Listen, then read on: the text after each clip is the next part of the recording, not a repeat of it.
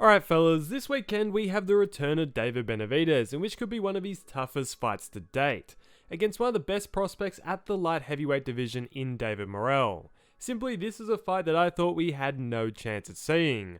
Morrell is an incredibly strong prospect, and Benavidez seems to be in line to challenge for all the belts post the result of later this month. I just didn't see him taking such a big challenge.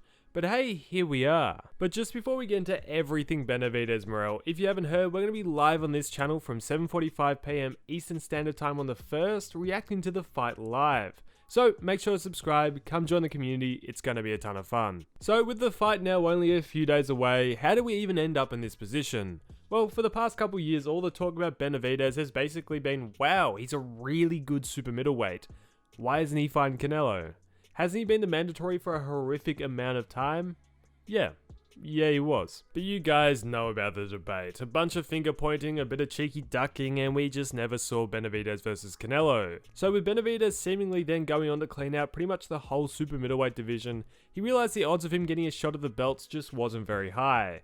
So they decided to move up and chase the belts at light heavyweight. Light heavyweight does have some decent names, but it's kind of a lopsided division. You look at the top 20 and go, yeah, the top 5's pretty good. The rest is just there. Good, but not world class, and not too many big names out of the top few. Bivol and Beterbiev are the top dogs, with other names like Callum Smith and Anthony Yard also being well known. So for Benavidez, it's not a hard step up for him in terms of securing opponents, because simply Benavidez is a bigger name than most, and sanctioning bodies love those sanctioning fees, so they're more than willing to give Benavidez a shot at whatever he wants. His first matchup and first test at light heavyweight came against Alexander Gvozdyk, who, although not an incredibly known name, was a pretty tough challenge, with Gvozdyk previously defeating Adonis Stevenson and taking Beterbiev into the championship rounds. This fight turned out to be pretty cruisy for Benavidez. He showed he could compete at light heavyweight. He controlled the first 2/3 of the fight and then got a big gas by the end of the fight and allowed Gvozdyk to have a bit of success. Although in total it was an alright performance, cruising to a unanimous decision victory. Even after this move up, Benavidez still talked about going back down to fight Canelo, but obviously that wouldn't be the case. With Bivol and Beterbiev tied up in a rematch, he had to fight someone. And unfortunately for Benavidez, there wasn't really too much talent left on the PBC roster except for one fighter. And a lot of the other talents were already preoccupied with other fights, so he didn't really have much choice. He had to go with the one tough choice left, that being David Morrell. Morrell had been chasing that Benavidez fight for a couple years at super middleweight, so after Benavidez moved up, it was only natural for him to move up at the same time. And he versed a bloke, I don't want to butcher his name in his first fight, but it really wasn't the best performance by Morrell. Although on the scorecards Morrell seemed to do decently, a lot of the fans at home thought the opposite. The move up was the opposite of what I was expecting from Morrell. Morrell at super middleweight was an incredibly talented and exciting prospect. Whenever I saw his name on a Showtime card, it was always about I wanted to watch. He's an incredibly skilled southpaw who knocked out all but one of his past opponents before his move up. But the move up very much could have been just a bad night at the office. He struggled quite a bit with cutting off the ring and dealing with the heavier opponent's jab and his lateral movement. But with no other big names on the PBC roster and everyone else tied up, they've both been on a collision course set for each other.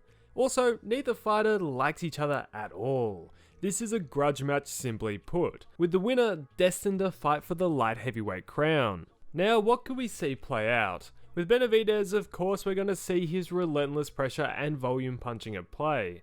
That's what he's known for. He's going to try to fight Morrell at a high pace, while also hoping to wear him out with fluid multi-punch combinations, trying to find success at the close range and walk him down. What might give him a bit of trouble is Morrell's athleticism and footwork. He's a tricky fighter. He moves incredibly well for a fighter of his size. A key to Morrell's success is creating and exploiting opportunities by utilizing the angles. That's why Morrell in the build up to this fight has kept calling Benavidez Robocop, because clearly he thinks he'll be able to make angles and walk Benavidez onto something. And that's what Morrell is pretty good at. Also, his counter-punching is impressive, and he's proven against previous opponents to have that knockout power. But simply, Morrell has never fought anyone at the elite level of Benavidez. He's never fought anyone close. Whilst he's been dominant, he just hasn't fought anyone with the experience or pressure that Benavidez brings. For Morrell, his best road to victory simply lands in exposing his opponent's defensive gaps and plainly outboxing him. He doesn't want to get brought into a close range firefight. Those are waters which are probably a bit too deep. He wants to show that he can just outbox Benavidez. For Benavidez, he wants to force Morrell to work harder than he usually does and break him down moving into the latter rounds. Forcing Morrell on the back foot and forcing him to fight inside more than he would like, trying to cut off the ring as much as possible.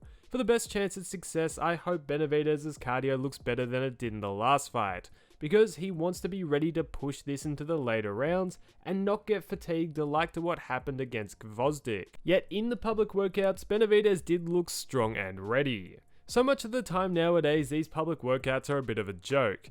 Yet Benavidez showed off his hand speed and power with a solid pad session. He looks in incredible shape and Morrell should be expecting the best of Benavidez to come out. In my opinion, I think it's hard to go against Benavidez taking the victory, but I think Morrell will surprise a lot of people. I reckon he'll look way better than he did in his last fight and that this fight is destined to be a true banger.